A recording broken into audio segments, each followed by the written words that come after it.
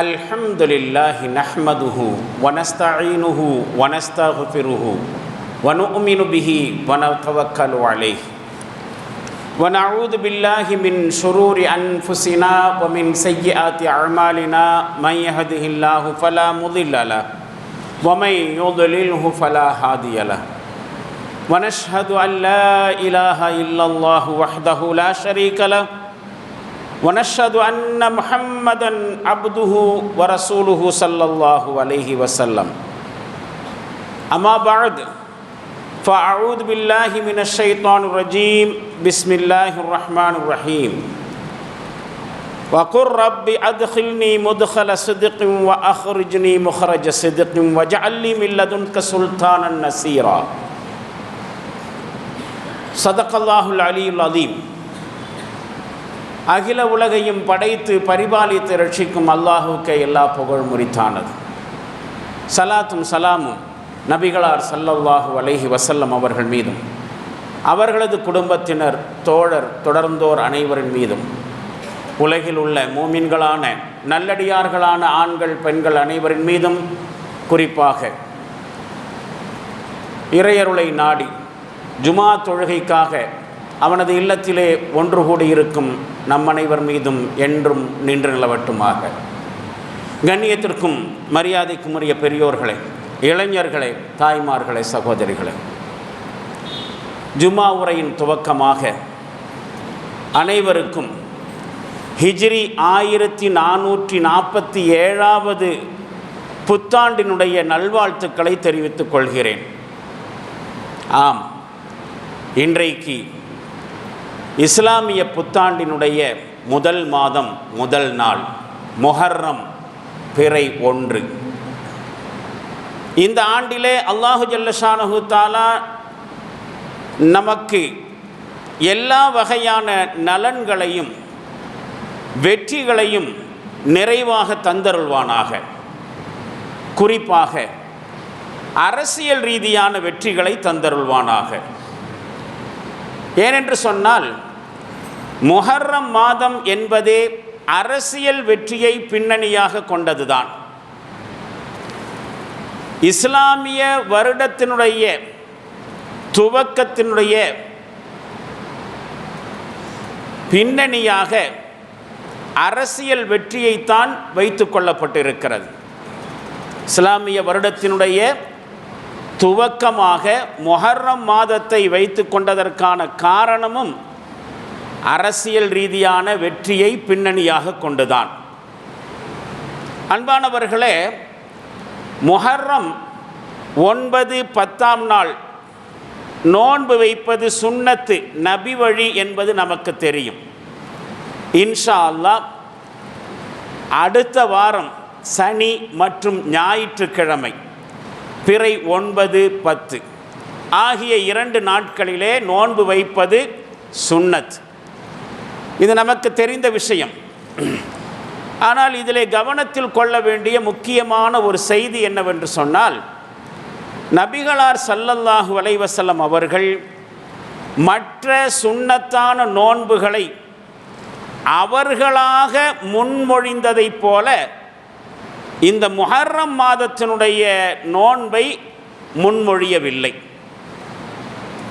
மாறாக வேறு சிலரது நடவடிக்கையின் பின்னணியில்தான் இந்த நோன்பை வழிமொழிந்தார்கள்.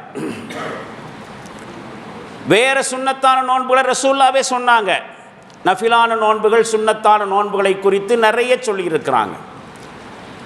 ஆனால் இந்த முஹர்ரம் தாசூஆ அல்லது ஆஷூரா என்று சொல்லக்கூடிய இந்த 9, 10ஆவது நாளினுடைய நோன்பை அவர்களாக ப்ரப்போஸ் பண்ணலை.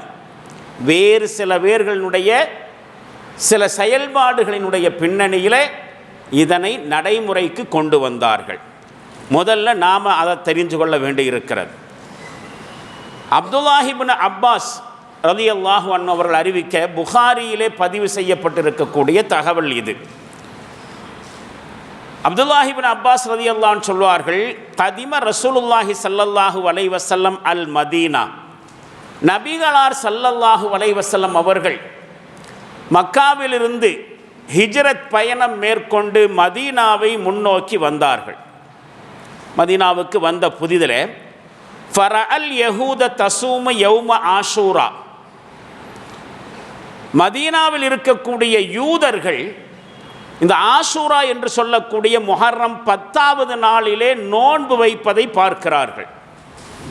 மதீனாவுக்கு வந்த புதிதில் ரசூலா கேட்டாங்க, மாஹாதா, இந்த மதீனாவில் இருக்கக்கூடிய அரபிகளும் நீங்களும் கூட நீங்கள் ஆஷூரா என்று சொல்லக்கூடிய இந்த முஹர்ரம் 10வது நாளில் நோன்பு வைக்கிறீர்களே, என்ன காரணம்? எதற்காக இந்த நோன்பை அவர்கள் வைக்கிறார்கள் என்று கேட்ட பொழுது மதீனாவாசிகள் சொன்னார்கள், ஹாதா யௌமுன் சாலிஹுன், அல்லாஹ்வுடைய தூதர் அவர்களே, இது ஒரு நல்ல நாள். என்ன நல்ல நாள் என்று கேட்டால், நஜல்லாஹு ஃபீஹி மூசா வ பனி இஸ்ராயீல மின் அதுவிஹிம், அல்லாஹு ஜல்லஷானஹு தஆலா மூசா நபி அலைஹிஸ்ஸலாம் அவர்களையும் அவருடைய சமுதாய மக்களான பனு இஸ்ரவேல் மக்களையும் அவருடைய எதிரிகளிடமிருந்து காப்பாற்றிய நாள் இந்த நாள். முஹர்ரம் 10வது நாளில் தான் மூசா நபியும் அவருடைய சமுதாய மக்களும் காப்பாற்றப்பட்டார்கள் ஃபிரௌனுடையிலிருந்து. ஃபிரௌன் என்கிற கொடுமைக்கார அரசனிடமிருந்தும் அவருடைய பரிவாரங்களிடமிருந்தும் அல்லாஹ் காப்பாற்றின நாள். அந்த வகையில் இது ஒரு நல்ல நாள், சிறந்த நாள்.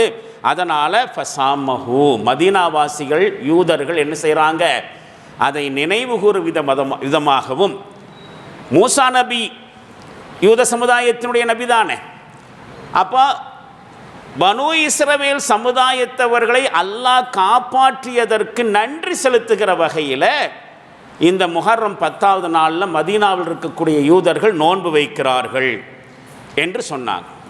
இப்போ நபிகளார் ஸல்லல்லாஹு அலைஹி வஸல்லம் சொல்வார்கள், அன அஹக்கு பி மூசா மின்கும், மதீனாவாசிகளாக இருக்கக்கூடிய உங்களை விட, யூதர்களை விட மூசா நபிக்கு நான் மிக தகுதியானவன், பொருத்தமானவன்.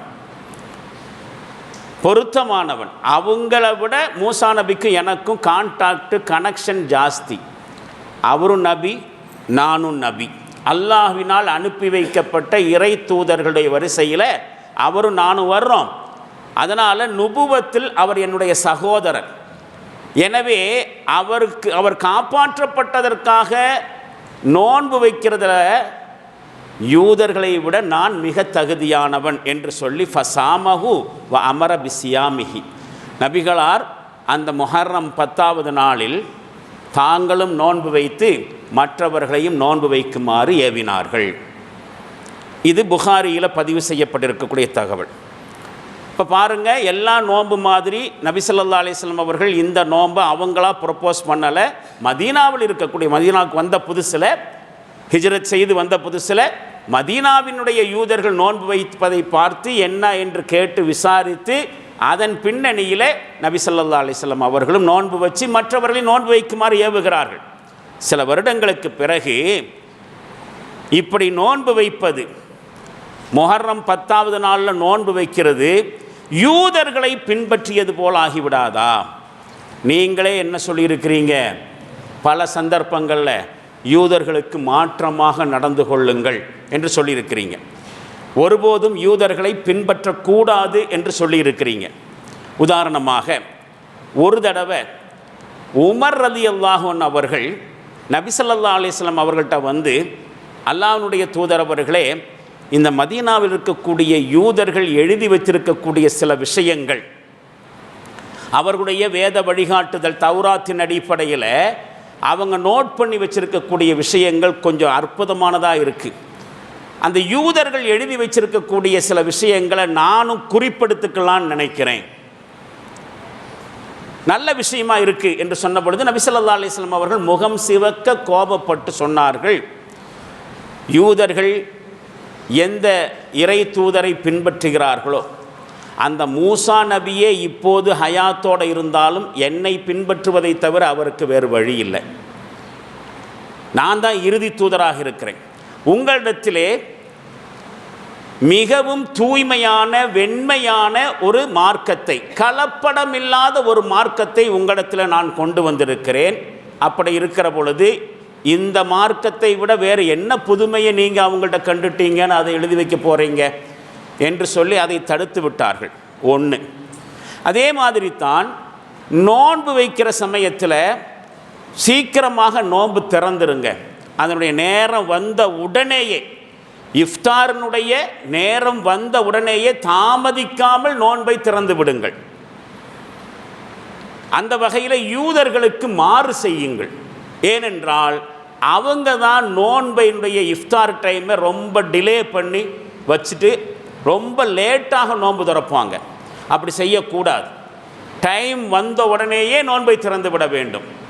நீங்கள் லேட்டாக நோன்பு திறந்தால் அது யூதர்களை ஃபாலோ பண்ண மாதிரி ஆகிடும் என்றெல்லாம் நபி ஸல்லல்லாஹு அலைஹி வஸல்லம் அவர்கள் பல சந்தர்ப்பங்களில் யூதர்களுக்கு மாற்றமாக நடந்து கொள்ளுங்கள் என்று சொல்லி இருக்கிறாங்க.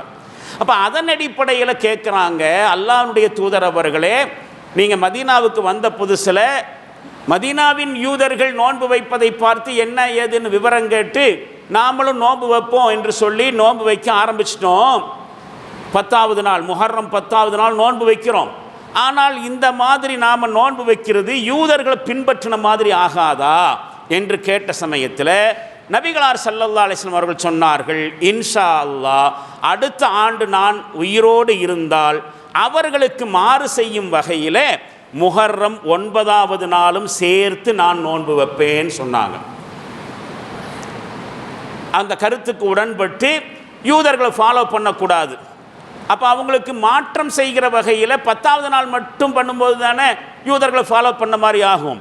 9வது நாளும் நோன்பு வைத்து அவர்களுக்கு மாற்றமாக 2 நோன்பு வைப்போம். அவங்க 1 நோன்பு வச்சா நம்ம 2 நோன்பு வைப்போம் என்று சொன்னார்கள். ஆனால் அடுத்த ஆண்டு வருவதற்குள் நபிகளார் ஸல்லல்லாஹு அலைஹி வஸல்லம் அவர்கள் மரணித்து விட்டார்கள். அப்போ இந்த சம்பவங்களிலிருந்து நமக்கு தெரிய வர்ற விஷயம், இந்த முஹர்ரம் 10வது நாள் நோன்பு இருக்கிறதா இல்லையா, ஆஷூரா என்கிற நோன்பு, அஷரா என்று சொன்னால் 10, ஆஷூரா என்று சொன்னால் 10வது என்று பொருள். இந்த முஹர்ரம் மாதம் 10வது நாள் நோன்பு வைப்பதை நபிகளாராக ப்ரப்போஸ் பண்ணலை. மதீனாவினுடைய யூதர்கள், மதீனாவாசிகள் நோன்பு வைத்ததை பின்பற்றி அதனை வழிமொழிந்து அதே நேரத்தில் அவர்களுக்கு மாற்றமாக இருக்கும் வகையில் 10வது நாளையும் தாண்டி 9வது நாளும் சேர்த்து நோன்பு வச்சாங்கன்னு தெரிய வருகிறது. ஆனாலும் கூட இந்த ஆஷூரா நோன்பு இருக்கிறதே, முஹர்ரம் 10வது நாள் நோன்பு, இதனுடைய முக்கியத்துவத்தையும் சிறப்புகள் பலன்கள் என்று சில செய்திகள் ஹதீஸுகளிலே வந்திருக்கின்றன. உதாரணமாக, கடந்த ஒரு வருடத்தினுடைய சிறு பாவங்கள் அனைத்தும் இந்த ஆஷூரா என்று சொல்லக்கூடிய முஹர்ரம் 10வது நாள் நோன்பு வைப்பதன் மூலமாக மன்னிக்கப்பட்டு விடுகின்றன.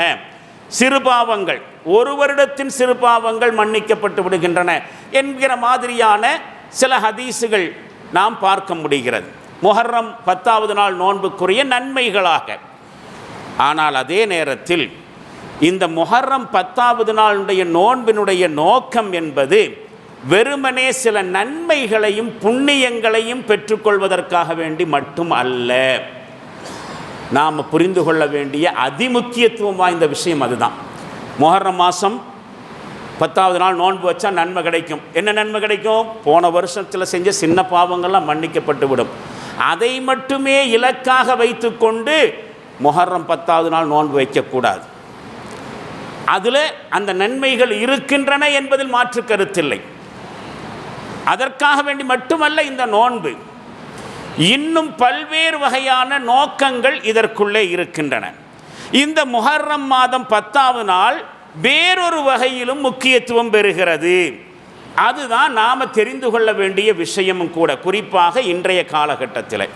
அப்போ ஹிஜ்ரி 1447வது ஆண்டு துவங்கி இருக்கக்கூடிய இந்த சந்தர்ப்பத்தில் இஸ்லாமிய வரலாற்றிலே எந்த மகத்தான நிகழ்ச்சியை பின்னணியாக கொண்டு இஸ்லாமிய புத்தாண்டு என்பது வடிவமைக்கப்பட்டுச்சோ, அந்த ஹிஜ்ரத் என்கிற மகத்தான நிகழ்வு தரக்கூடிய முக்கியமான பாடத்தையும் நாம் புரிந்து கொள்ள வேண்டும். அதிலிருந்து நாம் படிப்பினை பெற வேண்டும். உமர் ரலியல்லாஹு அன்ஹு அவருடைய காலகட்டத்தில் தான் இஸ்லாமிய புத்தாண்டு வடிவமைக்கப்படுகிறது. வரலாற்றில் நாம் படிச்சிருப்போம். உமர் ரலியல்லாஹுடைய காலத்தில் இஸ்லாமிய ஆட்சி வேகமாக பரவி அன்றைக்கிருந்த மனிதர்கள் வாழக்கூடிய பகுதிகளில் மூன்றில் 2 பகுதி அளவுக்கு இஸ்லாமிய மயமாகிவிட்டது. இஸ்லாமிய ஆளுகையின் கீழ், இஸ்லாமிய ஆட்சியின் கீழ் வந்துருச்சு உமர் ரலியல்லாஹுடைய காலத்தில். அன்றைக்கு இருந்த மக்கள் வாழ்கிற நிலப்பரப்பில் 2/3 இஸ்லாமிய ஆட்சியின் கீழே வந்தாச்சு. இப்போ இஸ்லாமிய அரசாங்கம் விரிவடைகிறது. அரசியல் ரீதியான நடவடிக்கைகள் பெரிய அளவுக்கு முன்னெடுக்கப்படுகிறது. அப்போ அரசு நடவடிக்கைகளை எல்லாம் பதிவு செய்வதாக இருந்தாலும் சரி, அந்த செய்திகளின் அடிப்படையில் ஏதேனும் நடவடிக்கைகளை மேற்கொள்வதாக இருந்தாலும் சரி, ஒரு காலண்டர் அமைக்க வேண்டிய முக்கியத்துவமும் தேவையும் ஏற்படுகிறது. அப்போ உமர் ரலியல்லாஹு அன்ஹு அவர்கள் அரசாங்க ஆலோசனை மன்ற குழுவை கூட்டுறாங்க. நமக்கு என்ன செய்யணும், ஒரு ஆண்டு கணக்கை நாம் முடிவு செய்யணும், ஒரு கேலண்டர் முடிவு செய்யணும். அப்போ இஸ்லாத்தினுடைய வருடப்பிறப்பை துவங்கிறதுக்கு இஸ்லாமிய வரலாற்றினுடைய எந்த சம்பவத்தை நாம் என்ன செய்யலாம், பின்னணியாக வைக்கலாம், எந்த மாதத்தை வருடப்பிறப்பினுடைய முதல் மாதமாக வைக்கலாம் என்று யோசனை செய்கிற பொழுது ஆளாளுக்கு ஒவ்வொரு கருத்தை சொல்கிறாங்க. நபிகளார் ஸல்லல்லாஹு அலைஹி வஸல்லம் அவர்கள் பிறந்த பிறகு தான் உலகம் சுபிட்சத்தை கண்டுச்சு. அதனால் ரசூலுல்லாஹ் எப்போ பிறந்தாங்களோ அந்த ரபியுல் அவ்வல் மாதத்தை இஸ்லாமிய வருடத்தினுடைய முதல் மாதமாக புத்தாண்டாக வச்சுக்கலாம். இப்படி ஒரு ஆலோசனை. ஏன், ஹிரா குகையில் தானே குரான் இறங்குச்சு. எப்போ குரான் இறங்குச்சோ அதுக்கு பிறகு தானே உலகமே வேத கட்டளைகள்லாம் தெரிய ஆரம்பிச்சிச்சு. அன்றிலிருந்து தானே இறை மார்க்கமே பரவ ஆரம்பிச்சிச்சு. அதனால் குரான் இறங்கிய மாதம் எதுவோ அந்த மாதத்தை இஸ்லாமிய வருடப்பிறப்பின் துவக்கமாக வச்சுக்கலாம். இப்படி ஒரு ஆலோசனை வந்துச்சு. இந்த மாதிரி நபிகளார் ஸல்லல்லாஹு அலைஹி வஸல்லம் அவருடைய வாழ்க்கையில் நடைபெற்ற பல சம்பவங்கள் எடுத்து வைக்கப்படுகிறது. ஆனால் இந்த மாதிரி எந்த சம்பவத்தையும் இஸ்லாமிய வருடப்பிறப்பின் துவக்கத்திற்கு பின்னணியில் வைக்கிறதுல உமர் ரலியல்லாஹு அன்ஹுக்கு உடன்பாடு இல்லை. கடைசியில் மக்காவிலிருந்து நபி ஸல்லல்லாஹு அலைஹி வஸல்லம் அவர்கள் குறிப்பிட்ட தோழர்களோடு ஹிஜ்ரத் பயணம் புறப்பட்டு மதீனாவுக்கு போனாங்க இல்லையா. மதீனாவுக்கு போன பிறகுதான அரசியல் ரீதியான ஒரு சக்தியும் வலிமையும் கிடைச்சிச்சு. அந்த ஹிஜ்ரத்தை பின்னணியாக வைக்கலாம் என்கிற முடிவுக்கு இஸ்லாமிய வருடப்பிறப்பினுடைய துவக்கத்தினுடைய பின்னணியாக ஹிஜ்ரத் என்கிற நபிகளாருடைய வாழ்க்கை நடைபெற்ற ஒரு மகத்தான திருப்பு முனையாக அமைந்த ஒரு சம்பவத்தை பின்னணியாக வைக்கிறாங்க. அந்த ஹிஜ்ரத் என்கிற மகத்தான நிகழ்ச்சி இருக்கா இல்லையா, அந்த நிகழ்ச்சி முக்கியமான பாடத்தை தருகிறது. அதையும் நாம் புரிஞ்சுக்கிற வகையில் இந்த ஆஷூராவையும் முஹர்ரம் மாதத்தையும் நாம் என்ன செய்ய வேண்டியிருக்கிறது, அட்டன் பண்ண வேண்டியிருக்கிறது. என்ன சில செய்திகள் அன்பானவர்களே, வரலாற்றினுடைய சில கட்டங்களில் சில சமுதாயங்களுக்கு முன்னாடி அவர்கள் பயணம் செய்து வருகிற பாதைகள் முடிஞ்சு போயிடும். சில சந்தர்ப்பங்களில் சில சமுதாயங்கள், எல்லா சமுதாயங்களும், முஸ்லீம் சமுதாயம் நான் சொல்ல வரல, உலகத்தில் வாழ்ந்து வரக்கூடிய எந்த சமுதாயமாக இருந்தாலும் அவர்கள் வாழ்க்கையை நடத்தி கொண்டு போகும் பொழுது அடுத்து கடக்க முடியாத அளவுக்கு எங்கேயாவது ஒரு இடத்துல போய் ஸ்டாப் ஆயிடுவாங்க.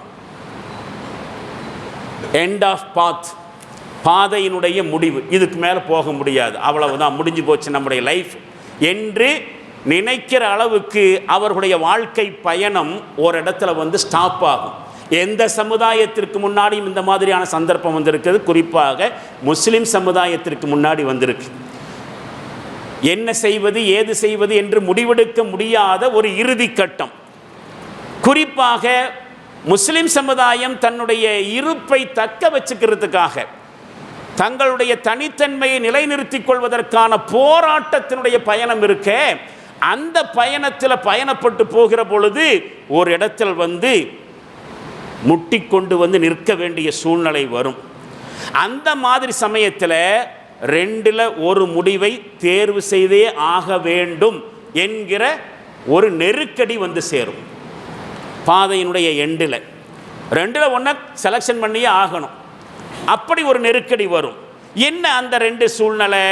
ஒன்று, தங்களுடைய கொள்கைகளையும் தனித்தன்மையையும் விட்டு கொடுத்து எல்லா உரிமைகளையும் இழந்து அடக்குமுறையாளர்களுக்கு அடங்கி போயிடுறது.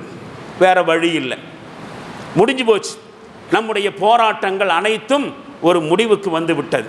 இனி மேற்கொண்டு ஒரு ஸ்டெப்பு கூட எடுத்து வைக்க முடியாது. இந்த சந்தர்ப்பத்தில் நம்முடைய எதிரிகள் யார் நம்மளை கொண்டு வந்து இந்த முட்டுச்சந்து கூட்ட கொண்டு வந்து நிறுத்தி இந்த நெருக்கடியில் கொண்டு வந்து நிறுத்தி வச்சிருக்கிறானோ அவனுக்கு அடங்கி போயிடணும். அடங்கி போகிறதுனா அதனுடைய அர்த்தம் என்ன?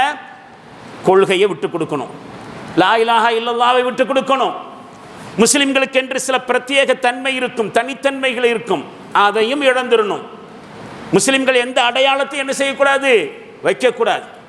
அவன் ஆவரேஜ் மனுஷனாக வாழலாம், முஸ்லிம் என்கிற பேரில் அவன் என்ன செய்யக்கூடாது? எந்த வேலையும் செய்யக்கூடாது. அவனுக்குன்னு ஏதாவது உரிமை இருந்துச்சா எதையும் விட்டுறணும். பர்சனலாக எந்த உரிமையும் கிடையாது. அப்போ எல்லாத்தையும் விட்டு கொடுத்து, கொள்கையும் விட்டு கொடுக்கணும், தனித்தன்மைகளையும் விட்டு கொடுக்கணும், இஸ்லாத்துடைய எந்த அடையாளத்தையும் வைக்கக்கூடாது, எந்த உரிமைகளையும் கேட்கக்கூடாது. அடிமைகளை போல வாழணும். வேறு வார்த்தைகளை சொல்றதா இருந்தால் செத்த பெணம் மாதிரி வாழணும். வேற இல்லை. உயிரோடு இருக்கிறாங்கன்னு தவிர அவர்களுக்கென்று உணர்வோ உரிமைகளோ எதுவும் இருக்கக்கூடாது. இப்படி ஒரு முடிவெடுக்கணும். இதுக்கு உடன்பட முடியலையா? ரெண்டாவது முடிவு என்ன தெரியுமா? செத்து தொழையணும். கொள்கையை விட்டு கொடுக்க முடியாதா? உங்களுடைய தனித்தன்மையை விட்டு கொடுக்க முடியாதா? உரிமைகளை விட்டு கொடுக்க மாட்டீங்களா? செத்துப்போ. இதுதான்.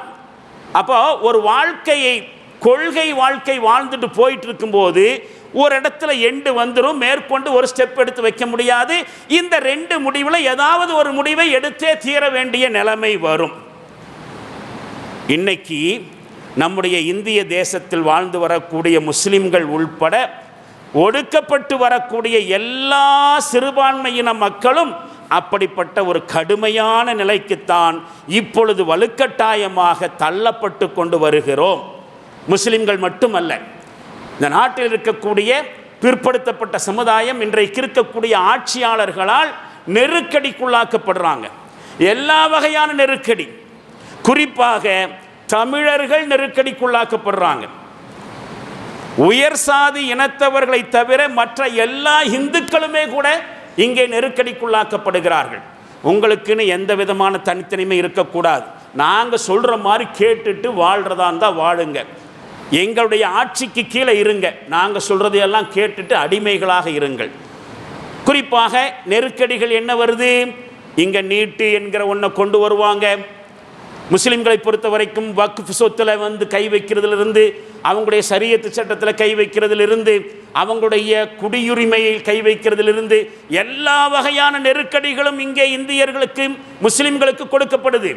அதே மாதிரி தமிழர்களுக்கும் நெருக்கடிகள். அவர்களுடைய தமிழர்களுடைய மொழியை ஏற்றுக்கொள்றதில்லை, தமிழ் மொழி வளர்ச்சிக்கு எதுவும் செய்கிறதில்லை, நிறைய அப்படி சொல்லலாம். அப்போது இன்றைக்கு இருக்கக்கூடிய இந்தியாவில் இருக்கக்கூடிய அடக்குமுறை ஆட்சியாளர்கள் குடிமக்களை அப்படிப்பட்ட ஒரு நெருக்கடிக்கு அவருடைய வாழ்க்கையை நடத்திட்டு போகும் பொழுது ஒரு எண்டில் கொண்டு வந்து நிறுத்தி வச்சுட்டு ரெண்டில் ஏதாவது ஒரு முடிவெடு. ஒன்று நான் சொல்கிற மாதிரி இந்த இந்தியாவில் வாழ்கிறாந்தா வாழ, இல்லைன்னா செத்துப்போம். இதுதான் இன்றைக்கி இருக்கக்கூடிய ஃபாசிஸ்டுகளினுடைய, இந்துத்துவ ஃபாசிஸ்டுகளினுடைய நிலைப்பாடு. இங்கே மட்டும் இல்லை, உலகத்தினுடைய பல நாடுகளில் வல்லரசுகளாக இருக்கக்கூடிய ஆட்சியாளர்கள் சிறு சிறு நாடுகளுக்கு மேலே ஆக்கிரமித்து அவங்களையும் இந்த மாதிரி ஒரு நெருக்கடியில் தான் கொண்டு நிறுத்திட்டு இருக்கிறாங்க. உச்சகட்டமான உதாரணம் தான் அமெரிக்கா மாதிரியான சில பெரும் நாடுகளினுடைய பின்புலத்தில் இஸ்ரேல் என்கிற ஆக்கிரமிப்பு நாடு பலஸ்தீனியர்களை நெருக்கடிக்குள்ளாக்கிட்டு இருக்கக்கூடிய ஒரு சூழ்நிலை.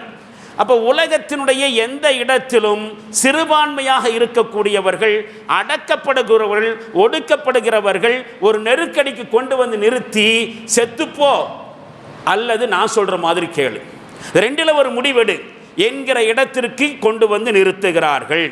இப்போ காலை சுத்தின பாம்பாக இன்றைக்கும் இந்தியாவை கவ்வி பிடித்து கொண்டிருக்கக்கூடிய இந்த இந்துத்துவம் முஸ்லிம்களை மட்டுமல்ல, நாட்டு மக்கள் எல்லோரையுமே இந்த ரெண்டு நிலைமையில் ஒன்றை செலக்ட் பண்ணுங்கிற இடத்துக்கு தான் கொண்டு வந்து நிறுத்தி இருக்கிறாங்க. ஒன்று நாங்கள் சொல்கிற மாதிரி உங்களுடைய தனித்தன்மையெல்லாம் விட்டுருங்க, கொள்கைகளை விட்டுருங்க, உரிமைகளை விட்டு விடுங்கள், இல்லை என்றால் செத்துப்போங்க, நீங்கள் கொல்லப்படுவீர்கள். எத்தனை இடதுசாரி சிந்தனையாளர்கள் இங்கே அந்த மாதிரி கொல்லப்பட்டிருக்கிறாங்க. உயர் சாதி மனப்பான்மை அடக்குமுறைக்கு எதிராக குரல் கொடுக்கக்கூடியவர்கள், எழுதக்கூடியவர்கள் எத்தனை பேர்கள் கொல்லப்படுகிறார்கள்.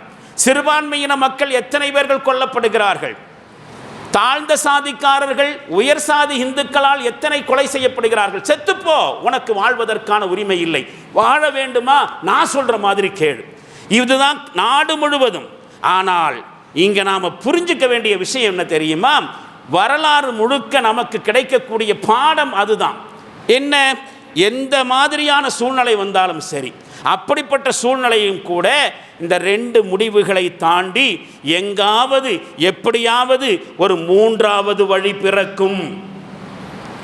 என்ன ரெண்டு சூழ்நிலை?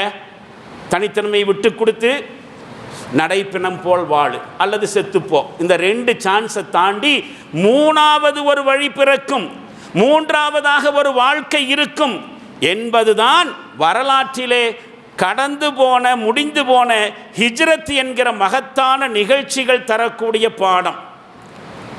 ஹிஜ்ரத் அப்படின்னு சொன்னால் மக்காவிலிருந்து மதீனாவுக்கு ரசூல்லா தன்னுடைய தோழரை கூட்டிட்டு தப்பிச்சு ஓடி போனாரு என்று சாதாரணமாக நினைக்கிறது இல்லை. நபிமார்கள் எல்லோருடைய வாழ்க்கையிலும் ஹிஜ்ரத்துகள் நடந்திருக்கிறது. சொந்த ஊரை விட்டு நெருக்கடிக்குள்ளாக்கப்படுகிற சமயத்தில், வாழ்க்கை போராட்டத்தில், அந்த வாழ்க்கை பயணத்தில் ஒரு கட்டம் வரைக்கும் கொண்டு போய் நிறுத்தக்கூடிய, ரெண்டில் ஏதாவது ஒரு முடிவெடுத்தே ஆக வேண்டும் என்கிற நிலையில் மூன்றாவது ஒரு வழியை அல்லாஹ் காண்பிச்சு கொடுத்திருக்கிறான் என்பதுதான் ஹிஜ்ரத்துகளுக்கு பின்னால் இருக்கக்கூடிய வரலாறு. இந்த உலகத்தில் எத்தனையோ சோதனைகளை எல்லாம் கடந்து ஒரு கட்டத்தில் மறு வாழ்க்கை கிடைச்சி வாழ்வாங்கு வாழ்ந்து கொண்டிருக்கக்கூடிய எத்தனையோ சமுதாய மக்களின் மூலமாக வரலாறு நமக்கு சொல்லிட்டு இருக்கக்கூடிய பாடமும் செய்தியும் அதுதான். ஏதாவது ஒரு முட்டுச்சந்தில் போய் முட்டிக்கொண்டு நின்றாலும் ஏதேனும் வழிகள் நிச்சயமாக இருக்கும் என்கிற பாடத்தை தான் ஹிஜ்ரத் என்கிற பெரும் சம்பவங்கள் தாங்கி நிற்கிறது. அப்படின்னா என்ன அர்த்தம்? பாதைகள் முடிந்து போனாலும் பாதை உண்டு என்கிற பாடம் அதான் ஹிஜ்ரத்துகளுக்கு பின்னால் இருக்கிறது. கடுமையான சூழ்நிலையிலும் கூட, எதிர்ப்புகளுக்கும் இடையிலும் கூட வாழ்வதே இனி அசாத்தியம்தான் என்கிற நிலை ஏற்பட்டாலும் உண்மையான ஈமானும் உறுதியான தவக்கலும் இருந்தால் வாழ்வதற்கான சாத்தியம் மட்டுமல்ல, ஆழ்வதற்கான சாத்தியமும் கூட உண்டு என்பதை பற்றித்தான் ஹிஜ்ரத் நிகழ்வுகள் பேசுகின்றன. வரலாற்றில் நடந்த எல்லா ஹிஜ்ரத்துகளும் நமக்கு சொல்லுகிற செய்தி அதுதான். உங்களிலே உண்மையான ஈமான் இருக்குமானால், அல்லாஹ்விடத்திலே உறுதியான தவக்குல் இருக்குமானால், மனிதர்கள் உங்களுக்கு ஏற்படுத்துகிற இந்த ரெண்டு சாய்ஸ் இருக்க, அதை தாண்டி மூணாவது ஒரு வழி. பாதை முடிஞ்சு போனாலும் பாதை உண்டு என்பதல்ல, அல்லாஹ் மேலே தவக்குல் வச்சா வாழ முடியும், இல்லை ஆளவே கூட முடியும். அதுதான் விஷயம். குர்ஆனிலே குறிப்பிடப்பட்டிருக்கக்கூடிய ஹிஜ்ரத்துகள் எல்லாமே அப்படிப்பட்ட வரலாறுகளுக்கு சாட்சியம்தான். பாருங்கள், அல்லாஹ்னுடைய கட்டளையின் அடிப்படையிலே ஹதரத் மூசா நபி அலைஹிஸ்ஸலாம் அவர்கள் சமுதாய விடுதலைக்கான ஒரு தொடர் பயணத்தை முழுமைப்படுத்திய சமயத்தில் அவர்கள் செஞ்ச சமுதாய புரட்சி, சீர்திருத்த புரட்சி பயணத்தில் ஒரு எல்லையை அடைகிற சமயத்திலே கிடைத்த வெற்றியினுடைய நாள் முஹர்ரம் 10வது நாள். அவங்களுக்கு அப்படித்தான் வந்துச்சு. மறுமையில் கிடைக்கிற வெற்றி மட்டுமல்ல, இந்த துனியாவிலும் கூட வெற்றி பெறுவதற்கான நாள் உண்டு என்பதை தெளிவுபடுத்திய நாள் முஹர்ரம் 10வது நாள். குறிப்பாக அரசியல் வெற்றியினுடைய தன்மை கொண்ட நாள் முஹர்ரம் 10வது நாள். முஹர்ரம் 10வது நாள் மூசா நபி அலைஹிஸ்ஸலாம் அவர்கள் அரசியல் ரீதியாக வெற்றி பெற்ற நாள். அதோட ஃபிரௌன் என்கிற கொடுமைக்காரனுடைய அரசியலுக்கு முடிவு கட்டப்பட்ட நாளும் கூட. ஒரு பெரும் அரசியலுக்கு, ஜனநாயக அரசியலுக்கு துவக்கம் இட்டதோட ஒரு அராஜக அரசியல் முடிவுக்கு வந்த நாள் முஹர்ரம் 10வது நாள். மூசா நபி அலைஹிஸ்ஸலாம் அவர்கள் ஃபிரௌன் அப்படின்னு சொல்லக்கூடிய அந்த கொடுமைக்காரனுடைய அடக்குமுறையிலிருந்து பனு இஸ்ரவேல் சமுதாயத்தை மீட்டெடுத்து கொண்டு ஒரு சுதந்திரமான நிலத்தை நோக்கி போயிட்டு இருக்கக்கூடிய சமயத்தில், அப்படின்னா என்ன அர்த்தம்? ஹிஜ்ரத் போன சமயத்தில். நபிகளாருடைய வாழ்க்கையில் மட்டுமில்லை ஹிஜ்ரத்து, எல்லா நபிமாருடைய வாழ்க்கையிலும் இருந்திருக்கு. முக்கியமாக மூசா நபியுடைய வாழ்க்கையில் நாம் குர்ஆனில் படிக்கிறோம். இப்போ பனு இஸ்ரவேல் சமுதாயத்தை எல்லாம் ஃபிரௌனிடமிருந்து விடுவித்து கொண்டு அவர் என்ன செய்கிறாரு? ஒரு புதிய வாழ்க்கைக்கான பயணத்தை மேற்கொள்கிறார், ஹிஜ்ரத்து போகிறார். அந்த சமயத்தில் மூசா நபியை பின்தொடர்ந்து சென்று மூசா நபியையும் பனு இஸ்ரவேல் சமுதாயத்தையும் பிடிச்சிடலாம் அப்படிங்கிற முடிவோட ஃபிரௌனும் அவனுடைய படைகளும் அவர்களை துரத்திட்டு போகிற சமயத்தில் கடைசியில் மூசா நபியும் அவருடைய சமுதாயமும் செங்கடலுக்கு முன்னால் வந்து நிற்க வேண்டிய ஒரு சூழ்நிலை வந்துச்சு. பெரும் படை பின்னால் துரத்தி கொண்டு வருகிறது, முஸ்லிம்களை துரத்தி கொண்டு. அன்றைக்கு முஸ்லிம்கள் பனு இஸ்ரவேல் சமுதாயம், இன்றைய யூதர்களுடைய முன்னோர்கள். இன்றைக்கு யூதர்கள் யூத மதத்தை உருவாக்கி உலகம் பூரா ஆக்கிரமிச்சுட்டு இருக்கிறாங்க. இவர்களுடைய முன்னோர்கள் மூசா நபியுடைய சமுதாயத்தவர்கள் முஸ்லிம்கள் மூசா நபியுடைய தலைமையில் போகிறாங்க. போய் நின்ன இடம் செங்கடல், அந்த பக்கம் போக முடியாது, பின்னாடி பெரும் படை. இந்த இடத்துல தான் மூசா நபிக்கும் அவருடைய சமுதாயத்துக்கு முன்னால் ரெண்டில் ஏதாவது ஒன்றை தேர்வு செய்தாக வேண்டும் என்கிற நெருக்கடி வருகிறது. ஒன்று, முதல்ல சொன்ன மாதிரி மூசா நபி அது வரைக்கும் எந்த கொள்கையை சொல்லிகிட்டு இருந்தாரோ, அல்லாஹ் தான் கடவுள், ஃபிரௌனே நீ கடவுள் இல்லை, அந்த கடவுளுடைய கட்டளையின் அடிப்படையில் யாரை நீ அடிமைப்படுத்தி வச்சிருக்கிறையோ அவர்களையெல்லாம் எங்கிட்ட ஒப்படைச்சிடணும். முடியாது என்று சொன்ன பொழுது எல்லாத்தையும் திரட்டிட்டு போயிருக்கார், எல்லாத்தையும் விட்டு கொடுத்துடணும். முஸ்லிம்களை எல்லாம் மீண்டும் அடிமைகளாக்க வேண்டும், தனித்தன்மையை இழந்து விட வேண்டும், கொள்கையை விட்டுவிட வேண்டும், உரிமைகளை விட்டுவிட வேண்டும் என்கிற ஒரு நிலை வருகிறது. ஏன்னா பின்னாடி ஃபிரௌனும் பெரும் படையும், இந்த பக்கம் முன்னேறி செல்ல முடியாத அளவுக்கு பெரும் கடல். இது ஒன்று. அப்படி இல்லையா கடலுக்குள்ளே விழுந்து சாக வேண்டியது, அல்லது கொள்கையை விட்டு கொடுக்க முடியாமல் ஃபிரௌனையும் அவனுடைய படையை எதிர்த்துக்கிட்டு செத்து போகிறது. இந்த பக்கம் போனாலும் சாவு, அந்த பக்கம் போனாலும் சாவு, இப்படி ஒரு நெருக்கடி.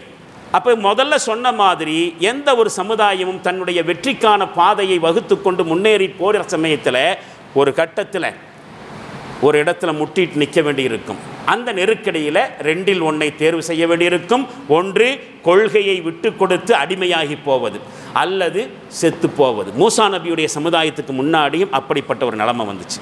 ஆனால் அல்லாஹு ஜல்ல ஷானஹு தஆலா மூசா நபியிடத்தில் இருந்த உண்மையான ஈமானுக்கும் உறுதியான தவக்கலுக்கும் உரிய பிரதிபலனாக மூன்றாவது ஒரு வழியை காண்பித்தான்.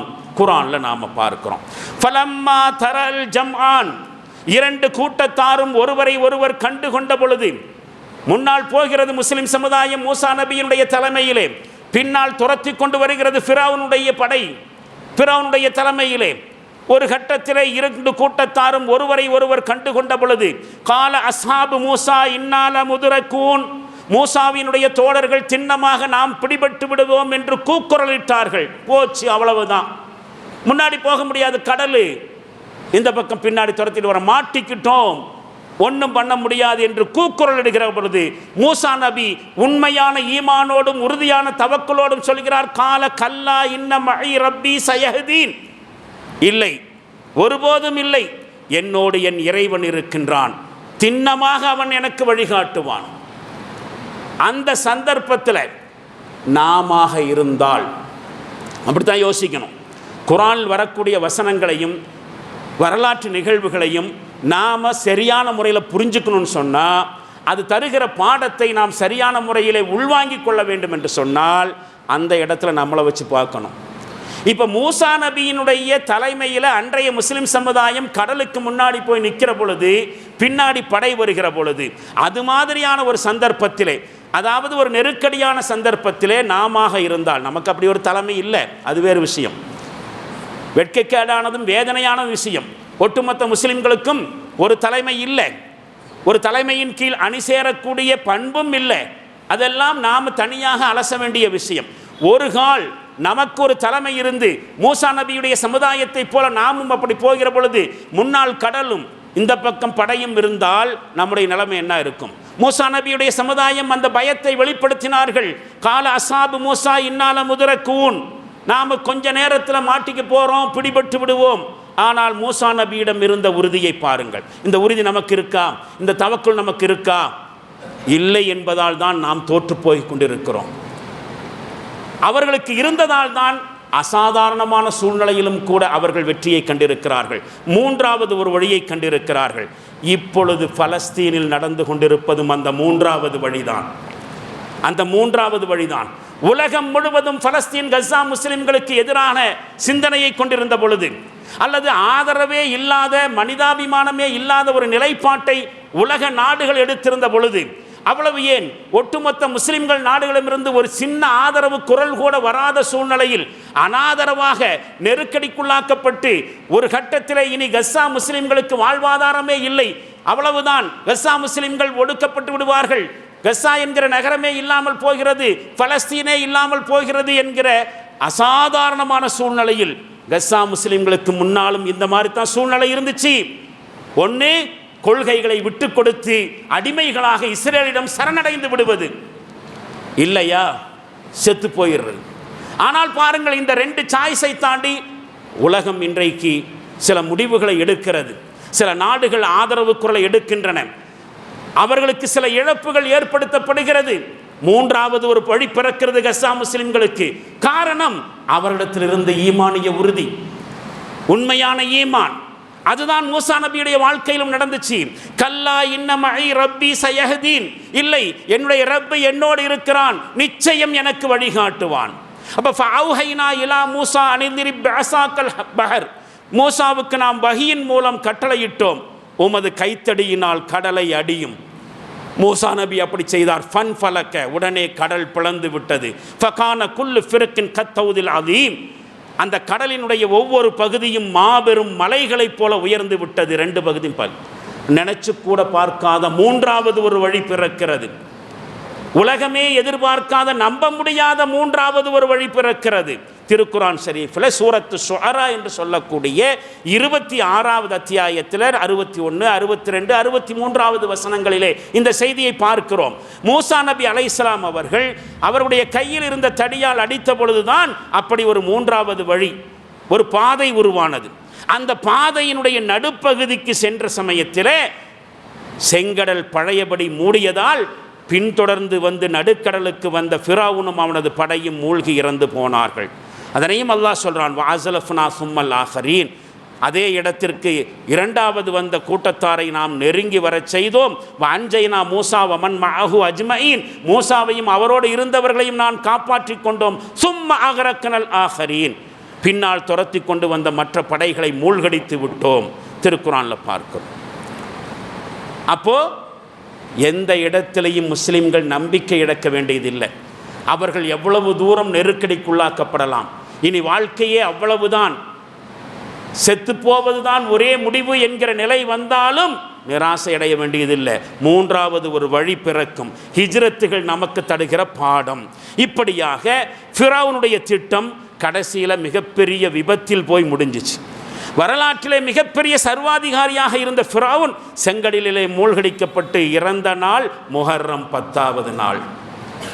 மூசா நபி அலைஹிஸ்ஸலாம் அவர்களும் அவருடைய படை தோழர்களும் காப்பாற்றப்பட்ட நாள். அதனால தான் மூசா நபியுடைய தலைமையில் அன்றைக்கு அரசியல் ரீதியான ஒரு வெற்றி பிறந்த நாள் முஹர்ரம் 10வது நாள். அதே நேரத்தில் ஒரு அராஜக அரசியல் முடிவுக்கு வந்த நாள் முஹர்ரம் 10வது நாள். அப்போது நோன்பு வைக்கிற சமயத்தில் நோன்பு வச்சா கடந்த ஒரு வருடத்தினுடைய சிறு பாவங்கள் மன்னிக்கப்படும், அதனால் நோன்பு வைக்கணும். அந்த உணர்வுகளையும் தாண்டி, அந்த எதிர்பார்ப்புகளையும் தாண்டி முஹர்ரம் 10வது நாளில் வைக்கக்கூடிய நோன்பின் மூலமாக ஒரு அரசியல் மாற்றத்திற்கான முன்னெடுப்புக்கு நாம் தயாராக வேண்டும் என்கிற நிய்யத்தோடும் நோன்பு வைக்க வேண்டி இருக்கிறது. அதனால தான் சொன்னேன், முஹர்ரம் 10வது நாளை அப்படி மட்டும் பார்க்கக்கூடாது, அதனை தாண்டி அரசியல் பின்னணியோடு அணுக வேண்டும் என்று சொன்னேன். ஃபிரௌன் மூழ்கடிக்கப்பட்டு இறந்ததை ஒரு சாதாரணமான மௌத்தாக நாம் என்ன செய்ய முடியாது, நினச்சி பார்க்க முடியாது. அது ஒரு சாதாரண மரணம் இல்லை, ஒரு அசாதாரணமான மரணம். சரியான சொன்னால் ஒரு அராஜக வரலாறு முடிவுக்கு வந்த நாள், அப்படித்தான் நம்ம பார்க்க வேண்டி இருக்கிறது. இன்னொரு அரசியல் ரீதியான வெற்றிக்குரிய வரலாறு துவங்கிய நாள், அதற்கான அடையாளமாக அமைந்த நாள். ஃபிரௌனுக்கு முடிவு கட்டிய அன்றைய நாளிலேயே மூசா நபிக்கு ஒரு புதிய பாதை ஒன்றும் திறக்கப்பட்டுச்சு. ஃபிரௌன் செங்கடலில் மூழ்கி இறப்பதற்கு கொஞ்ச நேரத்திற்கு முன்னாடி தான் அந்த செங்கடல் பிளந்து சினாய் பாலைவனத்திற்கு ஒரு வழி பிறந்தது என்று குர்ஆன் சொல்லுகிறது. அப்போ மூசா நபி அலைஹிஸ்ஸலாம் அவர்களும் அவருடைய சமுதாயமும் அந்த சினாய் பாலைவன பகுதியிலே ஒரு புதிய வாழ்க்கையை துவங்கியதும் இந்த முஹர்ரம் 10வது நாளில் தானே. மூசா நபியினுடைய விடுதலை போராட்டத்தினுடைய அந்த பாதை செங்கடலுக்கு முன்னால் முடிவுக்கு வந்த பொழுது சினாய் பாலைவன நிலத்துக்கான புதிய பாதை பிறந்தது. இந்த மாதிரி தான் நபிகளார் ஸல்லல்லாஹு அலைஹி வஸல்லம் அவர்களுக்கும் மக்காவிலிருந்து மதீனாவுக்கான ஒரு புதிய பாதை திறக்கப்பட்டது. அப்படித்தான் ஹிஜ்ரத்துக்கு போகிற வழியில் இடையில் இந்த சௌரு என்கிற குகையில் அபூபக்கர் சித்திக் ரலியல்லாஹு அன்ஹு அவர்களும் நபிகளார் ஸல்லல்லாஹு அலைஹி வஸல்லம் அவர்களும் தங்கி இருந்த பொழுது பின்னால் துரத்தி கொண்டு வந்த அந்த மக்கத்து குறைஷி காஃபிர்கள் அந்த குகை வாசலுக்கு வந்து நின்று உச்சகட்டமாக நெருக்கடி நிற்கிற சமயத்தில் இங்கேயும் ரெண்டில் ஒரு முடிவை எடுக்க வேண்டிய சூழ்நிலை தான். ஒன்று, அவர்கள் மட்டும் குனிந்து பார்த்து சிக்கிக்கொண்டால் எல்லாவற்றையும் விட்டு விட்டு அவர்களுக்கு அடங்கி போகணும், இல்லாட்டி அவர்களுடைய கொலைவாளுக்கு பலியாக வேண்டும். அந்த ரெண்டு வழிதான் இருந்துச்சு. ஆனாலும் அந்த அந்த அந்த சூழ்நிலையை அபூபக்கர் சித்திக் ரலியல்லாஹு அன்ஹு அவர்கள் கூட வெளிப்படுத்தினார்கள். உண்டா இல்லையா? பார்க்கிறோம். அல்லாஹ்வுடைய தூதரே, அவங்களுடைய கால் தெரிகிறது, அவங்க மட்டும் கொஞ்சம் குனிஞ்சு பார்த்தா நாம் மாட்டிக்குவோம். மூசா நபியுடைய சமுதாயத்தவர்கள் சொன்ன மாதிரி தான் அபூபக்கர் சித்திக் ரலியல்லாஹு சொன்னார். ஆனால் அந்த நேரத்தில் நபிகளார் ஸல்லல்லாஹு அலைஹி வஸல்லம் இடத்திலிருந்து ஈமானும் தவக்குடைய உறுதியை பிரிஞ்சு, லா தஹ்சன் இன்னல்லாஹ மஅனா, அபூபக்கரே கவலைப்படாதீர்கள், அல்லாஹ் நம்மோட இருக்கிறான், அல்லாஹ் நம்மோடு இருக்கிறான், ஏன் கவலைப்படணும்? அந்த உறுதியான நம்பிக்கைக்கு கிடைத்த புதிய பாதை, மதீனாவுக்கான பாதை எப்படி திறந்துச்சு தெரியுமா? அவர்களுடைய ஆணவத்தின் மூலமாகவே அந்த பாதையை திறந்து வச்சான். நாமெல்லாம் கேள்விப்பட்டிருக்கிறோம், சவுரு குகையிலே தங்கியிருந்த பொழுது நபிகளாரை காப்பாற்றுவதற்கு அல்லாஹ் சில தந்திரங்களை செய்தான். அங்கே ஒரு புறா ஜோடி இருந்துச்சு, முட்டையை கூட்டில் முட்டையிட்டு பாதுகாத்துட்டு இருந்துச்சு. அதே மாதிரி அந்த குகையினுடைய வாயிலை பெரிய சிலந்தி வந்து சிலந்தி கூடு கட்டி மறைச்சிச்சு. இப்போ அவங்க பேசிக்கிட்டாங்க. என்ன பேசிக்கிட்டாங்க? வந்தாச்சு, எதுக்கு ஒன்று எட்டி பார்க்கலாம். இல்லை, இந்த இடத்துல பறவை புறா கூடு கட்டி முட்டை வச்சிருக்கு, மனுஷனுடைய சஞ்சாரம் இருந்தானாக்கா இந்த இடத்துல பறவை இருக்குமா? இருக்காது. அதே மாதிரி குகையினுடைய வாசலை சிலந்தி மூடி இருக்கு, வலை பின்னி இருக்கு, இதுக்குள்ளே எப்படி மனுஷன் போயிருப்பான்? மனிதர்கள் வந்திருந்தாக்கா இதெல்லாம் இருக்காது இல்லையா? வாங்க திரும்பி போகலாம். இப்படித்தான் அவங்க பேசுனாங்கன்னு நம்ம வரலாறில் படிக்கிறோம். ஆனால் அதுக்கு பின்னணியில் வேறொரு சம்பவம் இருக்குது. நானே கூட உங்களிடத்தில் சில சமயம் அதை சொல்லியிருக்கக்கூடும். என்ன தெரியுமா? அவர்களிலே ஒரு ஆள் சொன்னான், சரி சிலந்தி கூடு கட்டினா கூடு கட்டிட்டு போட்டோம், பறவை முட்டையிட்டு இருந்தால் முட்டையிட்டு போட்டோம், இவ்வளோ தூரம் வந்துட்டோமல்ல, ஒன்று குனிஞ்சு பார்த்துட்டு போயிடுவோம் என்று சொன்ன பொழுது அபூஜஹல் சொன்ன செய்தி என்ன தெரியுமா? சிலந்தி கூடு கட்டி இருக்கக்கூடிய குகைக்குள்ளே மனுஷன் நுழைஞ்சிருப்பான்னு சந்தேகப்பட்டு குனிஞ்சு பார்க்குற அளவுக்கு குறைஷிகள் எல்லாம் வந்து முட்டாள்கள் இல்லை, திரும்பு பக்கப்பா. அப்படித்தானே திரும்பி போனாங்க அவங்க. அப்போ எதை வச்சு அல்லாஹ் புதிய பாதையை உருவாக்குறான் பாருங்க. அல்லாஹ் புதிய பாதையை உருவாக்குறதுக்கு பெரிய பெரிய திட்டம் போட்டுட்டு இருக்குன்னு அவசியம் இல்லை. அவர்களுடைய விரலை வச்சு அவங்க கண்ணை குத்த வைக்கிற சூழ்ச்சி தான் அல்லாஹ்வுடைய சூழ்ச்சி. மனிதர்கள் அல்லாஹ்வுக்கும் இஸ்லாத்துக்கும் எதிராக, முஸ்லிம்களுக்கும் எதிராக எவ்வளவு சூழ்ச்சி செய்தாலும் அதுக்கு மேலே சூழ்ச்சி செய்வான் அல்லாஹ்ங்கிறது தான் குர்ஆனுடைய செய்தி. அது அங்கே நடந்துச்சு. அப்போ இதே மாதிரி மூசா நபி அலைஹிஸ்ஸலாம் அவர்கள் முஸ்லிம்களை அழைத்து கொண்டு போனதை போல ஒரு நெருக்கடியான சூழ்நிலையில் மதீனாவை நோக்கிய பயணத்திலே நபிகளார் ஸல்லல்லாஹு அலைஹி வஸல்லம் அவர்களும் அபூபக்கர் சித்திக் ரலியல்லாஹு அன்ஹு அவர்களும் அந்த குகையில் தங்கி இருந்தாங்க. அந்த இடத்திலிருந்து மதீனாவை நோக்கிய ஒரு புதிய பாதை திறந்துச்சா இல்லையா? இப்படித்தாங்க இருந்துச்சு. மக்காவில் அந்த காஃபிர்கள் நபிகளார் ஸல்லல்லாஹு அலைஹி வஸல்லம் அவர்களை தௌஹீது பிரச்சாரத்திலிருந்து திசை திருப்புறதுக்கு, அவங்களுடைய ஷிர்க்கு, அவங்களுடைய ஜாஹிலியத்தோடு இணைஞ்சு போகிறதுக்கு பெரும் முயற்சி செய்கிறாங்க. அந்த வகையில் நபிகளார் ஸல்லல்லாஹு அலைஹி வஸல்லம் அவர்களை ஃபித்னாவில் சிக்க வைக்கணும் அப்படிங்கிறதுக்காக அவங்க முடிஞ்சதையெல்லாம் செஞ்சு பார்த்தாங்க. குயுக்தியை பிரயோகித்தார்கள், உளறி கொட்டினாங்க, அச்சுறுத்தினார்கள், பொய் பிரச்சாரம் செஞ்சாங்க, ஏசுனாங்க, பைத்தியக்காரர், சூனியக்காரன், பொருளாதார நெருக்கடி கொடுத்தாங்க, சமூக ரீதியாக தனிமைப்படுத்தி வச்சாங்க. இப்படியாக ஒரு மனுஷரை அவருடைய கொள்கையிலிருந்து, உறுதியிலிருந்து பின்வாங்க செய்யறதுக்கு என்னென்ன செய்ய முடியுமோ அத்தனையும் செஞ்சு ஒரு நெருக்கடியான சூழ்நிலைக்கு நபிகளார் ஸல்லல்லாஹு அலைஹி வஸல்லம் அவர்களை கொண்டு வந்து முட்டுச்சந்துக்கு முன்னாடி வந்து நிறுத்தினாங்க. அல்லாஹ் அதை பற்றி என்ன தெரியுமா சொல்கிறான்? வஇன் காது லயஸ்தஃபிஸூனக மினல் அர்தி லியுக்ரிஜூக மின்ஹா. நபியே, இந்த மண்ணிலிருந்து உங்களுடைய பாதத்தை பெயர்த்திட வேண்டும், உங்களை இங்கிருந்து வெளியேற்றிட வேண்டும் என்று அவர்கள் மும்முரமாக முயன்று கொண்டிருந்தார்கள். கடுமையாக முயற்சி செய்து கொண்டிருந்தார்கள். சூரத்து பனு இஸ்ராயில் என்கிற 17வது அத்தியாயத்தில் 76வது வசனம். அதனை அல்லாஹ் சொல்றான், என்னென்னமெல்லாம் ரசூலுல்லாவுக்கு எதிராக செஞ்சாங்கிறத ஒற்றை வரியில் சொல்றான். இந்த பூமியில் இருந்து உங்கள் பாதத்தை பெயர்த்தெடுத்திட வேண்டும் என்று கடும் முயற்சி செய்தார்கள். இதை பற்றி 2 நபித்தோழர்கள் 2 செய்தியை சொல்றாங்க. ஒருவர் அப்துர்ரஹ்மான் இப்னு கனம் என்று சொல்லக்கூடிய சஹாபி, அன்னல் யஹூத அதவ் ரசூலுல்லாஹி ஸல்லல்லாஹு அலைஹி வஸல்லம் யௌமன் ஃபகால், மதீனாவில் இருக்கக்கூடிய மக்காவில் இருக்கக்கூடிய யூதர்கள் அவங்க என்ன செய்கிறாங்க, ரசூல்லாட்ட வர்றாங்க. ஒரு நாள் வந்து சொல்லுவாங்க, யா அபல் காசிம் இன் குந்த சாதிக்கன் அன்னக்க நபியுன், உங்களை நபின்னு சொல்லிட்டு இருக்கிறீங்கள, இறைவனம் இருந்து அவங்க பெரிய பொறாமை. இன்றைக்கும் முஸ்லிம்களுக்கு எதிராக யூதர்கள் செயல்படுவதற்கு பின்னாடி இருக்கக்கூடிய நுட்பமான ஒரே காரணம், அன்றைய அதே காரணம், இன்றைக்கும் இருக்க ஒரே காரணம், இறுதி நபி அவங்க சமுதாயத்தில் வருவாருங்கிற எதிர்பார்ப்பு வச்சுருந்தான். ஏனென்றால் யூதர்களாக இருந்தவர்கள் அவங்களுக்கு அல்லாஹ் கொடுத்த பெரிய அந்தஸ்தின் அடிப்படையில் அல்லாஹ்வுடைய பிள்ளைகள் நாங்கள் என்று கருதி இருந்தாங்க. அதனால் இந்த உலகத்திற்கு இறுதி தூதர் ஒருவர் வரப்போறாருங்கிறது தௌராத்தில் இருந்துச்சு. அந்த இறுதி தூதர் யூத சமுதாயமாக இருக்கக்கூடிய எங்கள் சமுதாயத்தில் தான் வருவாருன்னு நம்பிட்டு இருந்தாங்க. அவங்களுடைய நம்பிக்கைக்கு மாற்றமாக மக்காவில் இருக்கக்கூடிய குறைசி சமுதாயத்தில் வந்ததுனால தான் நபிகளாரையும் நபிகளாரை பின்பற்றியவர்களையும் கடுமையாக எதிர்த்தார்கள். அன்றைக்கும் இன்றைக்கும் அதே வெறுப்பும் பொறாமையும் பகை உணர்ச்சி தான் இருந்துட்டு இருக்கு. அந்த அடிப்படையில் தான் வந்து சொல்கிறாங்க, அபல் காசிம், காசிமுடைய வாப்பாவேன். அப்பவும் பேரை சொல்லியும் கூப்பிடலை, முகம்மதுன்னு சொன்னால் புகழுக்குரியவர்னு அர்த்தம். அப்படி ஒரு அந்தஸ்து கூட உங்களுக்கு தரமாட்டோம். யா நபி என்று நாங்கள் சொல்ல மாட்டோம், உங்கள் நபியை நாங்கள் ஏற்றுக்கவே இல்லை. அபல் காசிம், காசிமினுடைய வாப்பாவே, இன் குந்த சாதிக்கன் அன்னக்க நபியும், நீங்கள் நபி என்று சொல்வதில் நீங்கள் உண்மையாளராக இருந்தால் ஃபல்ஹக் பிஸ்ஸாம், சிரியாவுக்கு போயிருங்க. ஃபைன்ன ஷாம அருதுல் மஹ்ஷரி அருதுல் அன்பியா, ஏனென்று சொன்னால் ஷாம் என்று சொல்லக்கூடிய சிரியா நகரம் இருக்கிறதே, அதுதான் மஹஷர் பெருவழியாகவும் மாற்றப்பட போகிறது.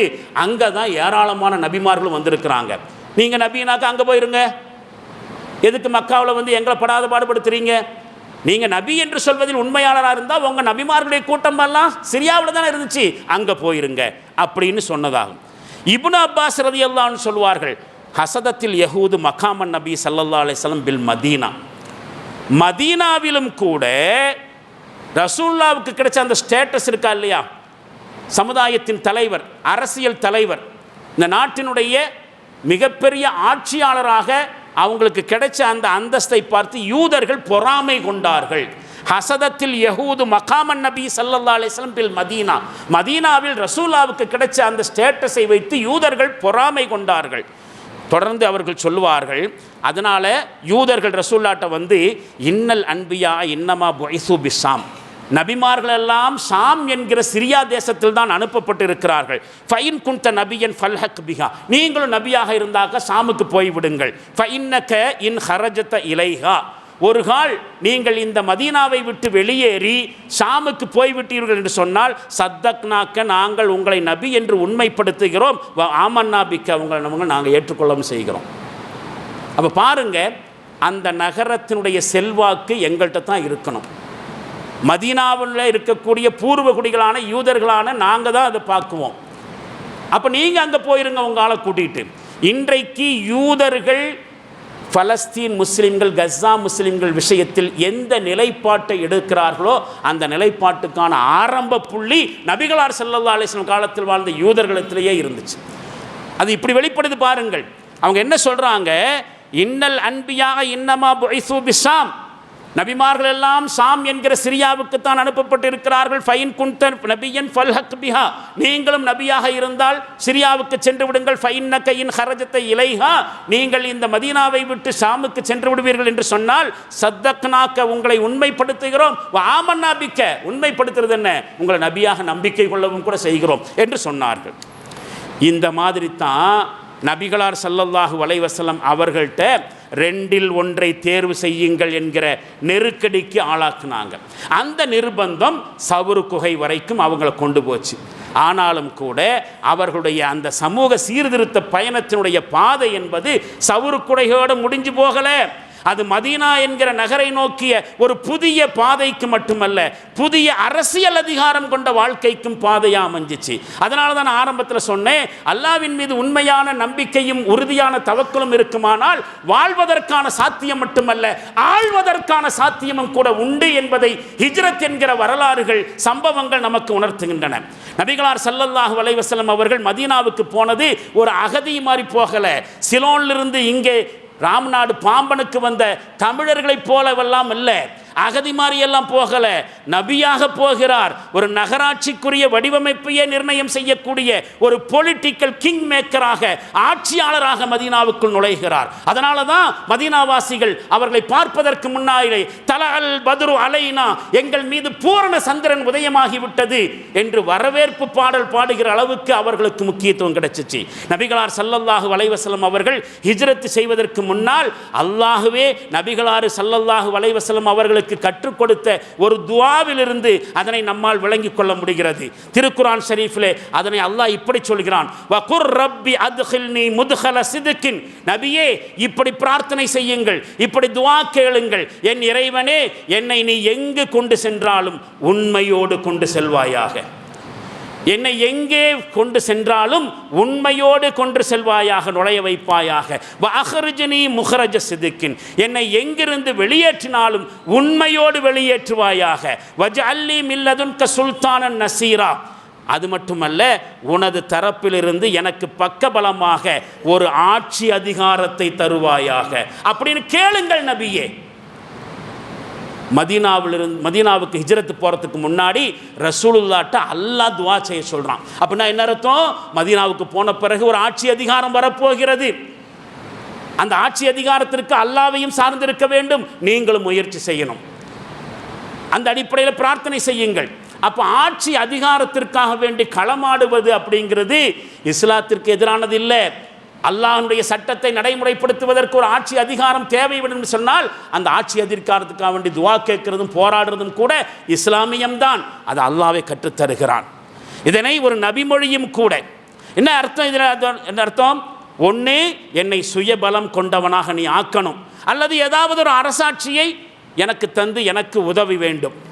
ஏனென்று சொன்னால் நீ தருகிற அதிகாரத்தினுடைய பலத்தினால இந்த உலகத்தினுடைய குறைபாடுகளை சீரமைக்க முடியும். என்னால் வெறும் பிரச்சாரத்தினால் மட்டும் அல்ல சீர்திருத்தம் என்பது, அதிகாரம் பவரும் வேண்டும் சீர்திருத்தத்திற்கு.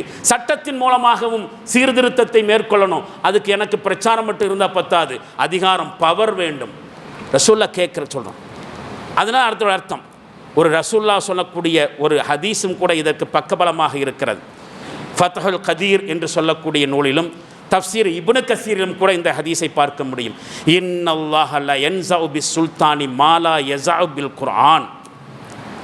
இன்னல்லாஹ லா யஸஉ பிஸ்ஸுல்தானி மா லா யன்ஸஉ பில் குர்ஆன். குர்ஆனின் மூலம் தடை செய்ய முடியாத சில விஷயங்களை அல்லாஹ் அரசியல் அதிகாரத்தின் மூலம் தடை செய்கிறான். அப்போ வெறும் பிரச்சாரத்தின் மூலம் மட்டும் சீர்திருத்தம் நடக்காது. இந்த காதில் வாங்கிட்டு இந்த காதில் போயிட்டே இருக்கிறது பெரிய விஷயம் இல்லை. சொல்லக்கூடிய விஷயத்தை நடைமுறைப்படுத்துவதற்கான அரசியல் அதிகாரமும் தேவையாக இருக்கிறது என்பதை இந்த ஹதீஸும் பார்க்க முடியுது. நபிகளார் ஸல்லல்லாஹு அலைஹி வஸல்லம் அவர்களுடைய வாழ்க்கையில் நடைபெற்ற ஹிஜ்ரத் என்கிற இந்த நிகழ்வு நடந்த முஹர்ரம் மாதத்தை இஸ்லாமிய ஆண்டுக்கான துவக்க மாதமாக தேர்வு செய்த பின்னணியில் இருக்கக்கூடிய மகத்துவமும் நோக்கமும் இதுதான். அதனால தான் ரசூல்லா பிறந்த நாளை இஸ்லாமிய புத்தாண்டுக்கு துவக்கமாக வைக்கலை. குர்ஆன் இறங்கியதை இஸ்லாமிய வருடப்பிறப்பினுடைய பின்னணியாக வைக்கலை. ஒரு அரசியல் புரட்சி, ஒரு அரசியல் மாற்றத்திற்கான நிகழ்வாக அமைந்த ஹிஜ்ரத்து எந்த மாதத்தில் நடந்துச்சோ அந்த சம்பவத்தை இஸ்லாமிய வருடப்பிறப்பினுடைய பின்னணியாக வைக்கப்பட்டிருக்கிறது. அப்போது யோசித்து பார்க்க வேண்டிய என்ன தெரியுமா? ஒரு சாதாரண அதையே சொல்லி இந்த ஜும்மா உரையை நிறைவு செய்யலாம். அன்பானவர்களே, ஆங்கில வருடப்பிறப்பு வருகிற பொழுது நமக்கு ஏற்படுகிற உணர்வு, உற்சாகம், கொண்டாட்ட உணர்வு இஸ்லாமிய வருடப்பிறப்பு வருகிற பொழுது இருக்கிறதா? யோசிச்சு பார்க்கும். எத்தனை வீடுகளில் நியூ இயர் செலிப்ரேஷன் ஆங்கில வருட புத்தாண்டின் பொழுது. ஆனால் நாம் கொண்டாட வேண்டும் உணர்வோடு, உற்சாகத்தோடு, அரசியல் அதிகாரத்தை பெற வேண்டும் என்கிற பிரார்த்தனையோடு. இஸ்லாமிய வருடப்பிறப்பை உரிமையோடு கொண்டாட வேண்டியவர்கள். இதற்காக வேண்டியும் நாம் வாழ்த்துக்களை ஒருவருக்கொருவர் தெரிந்து கொள்ள வேண்டும். எனவே ஒரு அரசியல் மாற்றத்திற்கான துவக்கமாக 1447வது புத்தாண்டு அமையட்டும். எல்லோருக்கும் ஹிஜ்ரி இஸ்லாமிய புத்தாண்டினுடைய வாழ்த்துக்களை தெரிவித்துக் கொண்டு இந்த வார ஜும்மா உரையை நிறைவு செய்கிறேன். வாஹிர் தாவானா அனில் ஹம்துலில்லாஹி ரப்பில் ஆலமீன். பாரக்கல்லாஹு லனா வலக்கும் ஃபில் குர்ஆனில் அதீம் வனஃபஅனா வ இய்யாக்கும் பில் ஆயாத்தி வ ذிக்ரில் ஹக்கீம் இன்னஹு தஆலா ஜவாதுன் கரீமும் மலிக்கும் பர்ரு ரഊஃபுர் ரஹீமுன் வ ரப்புன் ஹலீம்.